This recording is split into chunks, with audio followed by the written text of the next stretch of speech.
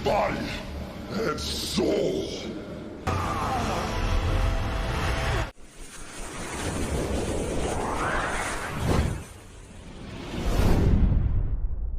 Selamat datang kembali di channel saya. Sebelum lanjut, jangan lupa menekan tombol subscribe, like, komen, dan aktifkan lonceng agar tidak ketinggalan konten-konten berikutnya.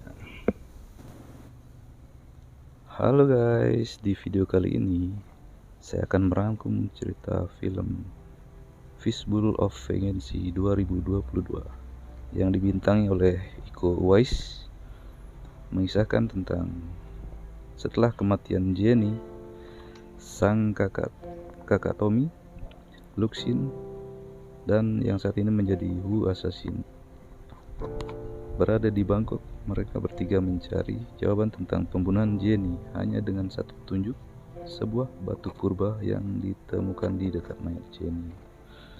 Untuk lebih lengkapnya, mari kita nonton sama-sama. Mari kita Film diawali dengan diperlihatkan Kai dan Luxin yang saat ini sedang berada di Bangkok, Thailand. Malam itu mereka berdua mendatangi sebuah klub untuk mencari seseorang. Tak disangka beberapa waktu yang lalu, Jenny ditemukan tewas di restorannya dengan meninggalkan sebuah petunjuk yang membawa Kai, Luxin, serta Tommy pergi ke Thailand untuk mencari pelaku pembunuh Jenny.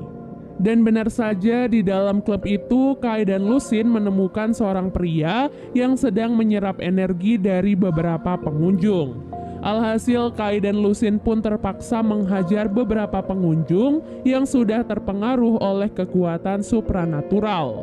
Pria yang disebut Jiang Shi itu pun turun dan mencoba menghisap jiwa Kai. Namun kekuatan itu tentu saja tidak mempan pada seorang Wu Assassin. Dengan begitu, Kai dan Luxin pun bekerja sama dan membunuh pria tersebut. Setelah membunuh pria itu, seseorang mengendalikan tubuh beberapa pengunjung dan menyampaikan pesan untuk Kai dan Luxin agar menemuinya di situs penggalian arkeologi Kuil Silom. Setelah mendengar hal itu, mereka pun langsung menghubungi Tommy dan menyampaikan informasi yang mereka dapatkan. Keesokan harinya, Kai, Luxin, dan Tommy pun berangkat ke tempat yang disebutkan kemarin. Sesampai di sana, mereka bisa merasakan kalau tempat itu sangatlah rahasia sehingga dijaga oleh begitu banyak pengawal. Kuil itu dimiliki oleh seorang miliarder kaya raya yang bernama William Penn, di mana William juga adalah orang yang mengirim pesan pada Kai dan Luxin. Di sana, William menceritakan tentang Pengu, seorang manusia pertama di dunia yang dianggap sebagai dewa yang menciptakan alam semesta dan seisinya. Namun setelah menjadi dewa, Pengu malah menggunakan kekuatannya untuk mengancam manusia agar menuruti semua perintahnya. Sementara William dan saudarinya yang bernama Quan Xi dinobatkan sebagai yin dan yang terakhir yang diperintahkan untuk membunuh Wu Assassin. Namun kali ini William mengaku ia sangat berbeda dengan Quan Xi. Gu sendiri dikenal sebagai ketua gangster terbesar di Thailand dan siap menghabisi siapapun musuhnya.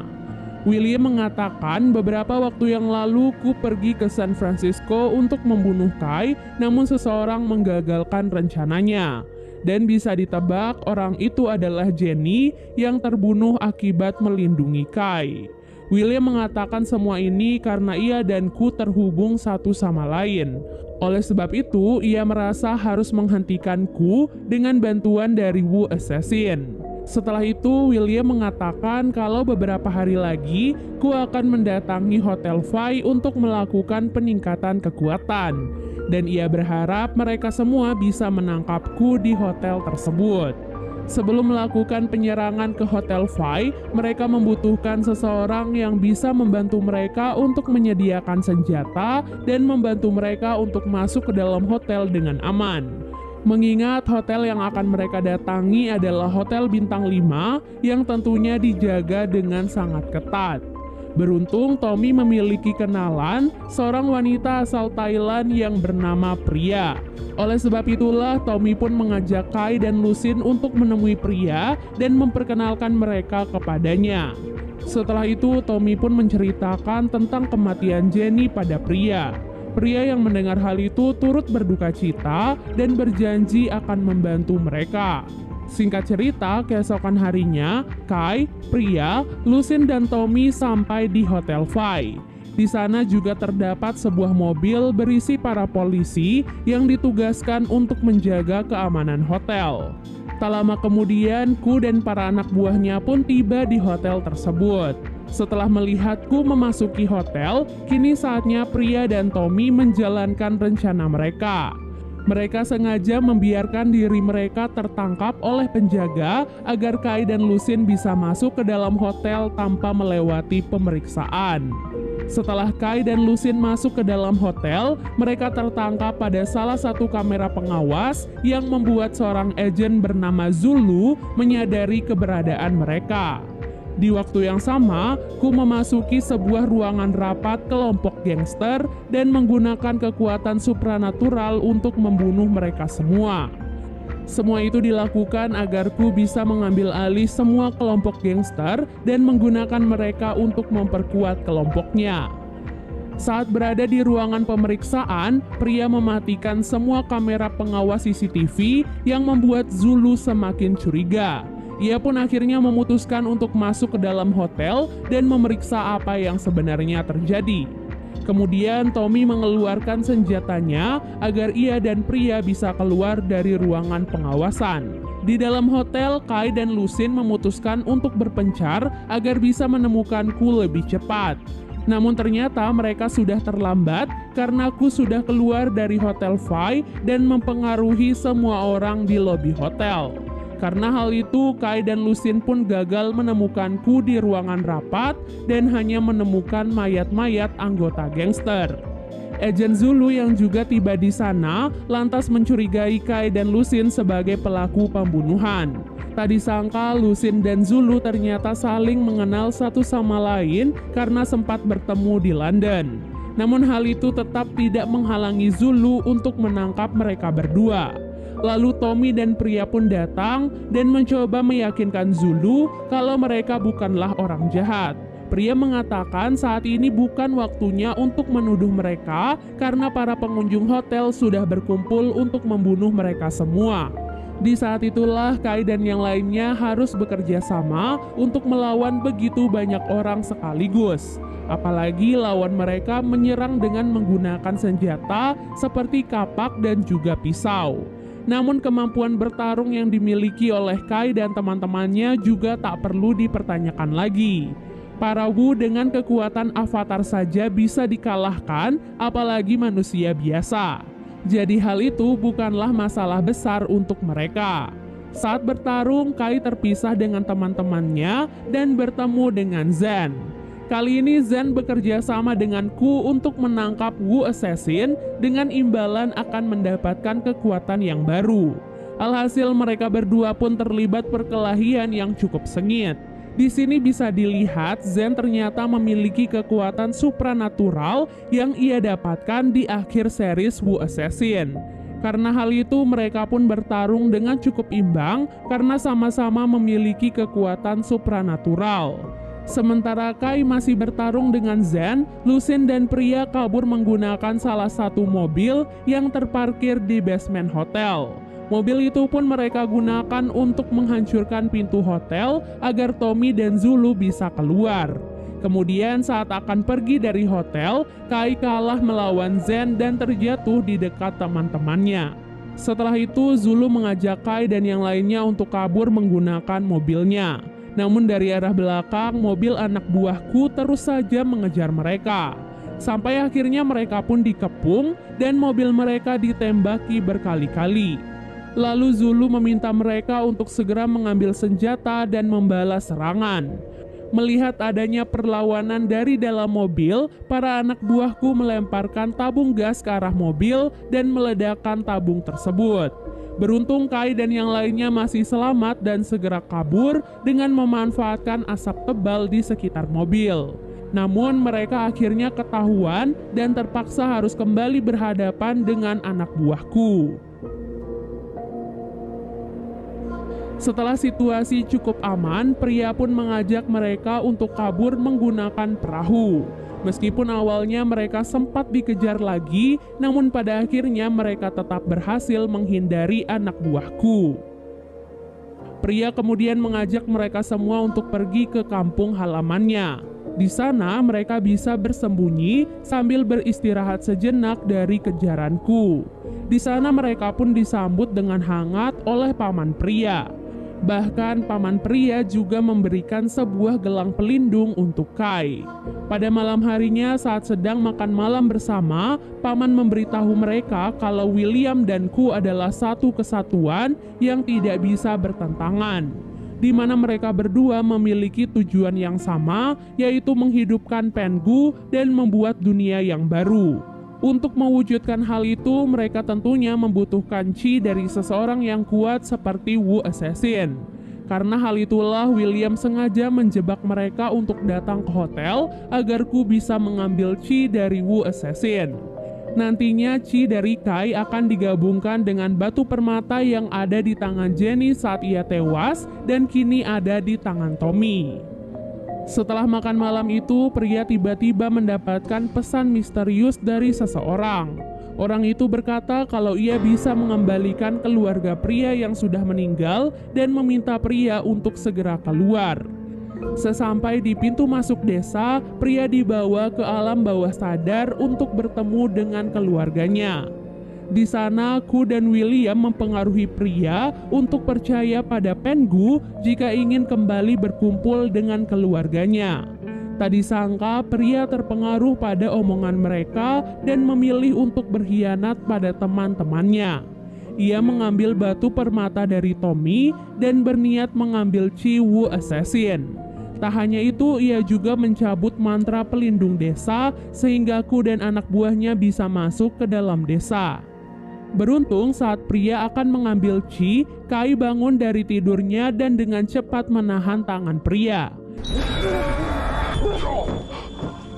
Setelah itu, Ku dan para anak buahnya pun mulai masuk ke dalam desa dan menyerang semua orang. Kai kemudian memberitahu yang lainnya tentang pengkhianatan pria dan meminta mereka semua untuk berhati-hati. Setelah itu, Kai dihadapkan dengan dua orang anak buahku yang masing-masing memiliki kekuatan supranatural. Kai pun akhirnya bertarung melawan mereka, tapi kekuatannya masih belum pulih sepenuhnya. Meskipun begitu, Kai tetap mengerahkan semua kekuatannya dan berakhir memenangkan pertarungan tersebut. Sama seperti Kai, Lusin dan Zulu juga diserang oleh beberapa anak buahku. Bahkan tangan Kai juga tertusuk paku saat mencoba mengalahkan salah satu anak buah yang cukup kuat. Beruntung paman pria datang di saat yang tepat dan langsung menyelamatkan Lusin.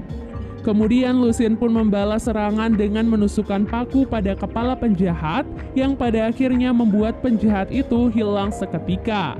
Setelah penyerangan itu berakhir, Kai dan yang lainnya pun pamit pada paman pria untuk menghentikan Ku dan William.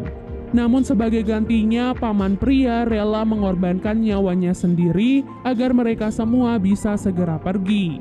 Singkat cerita, mereka pun sampai di markas Ku dan William, sekaligus tempat di mana Pengu akan bangkit.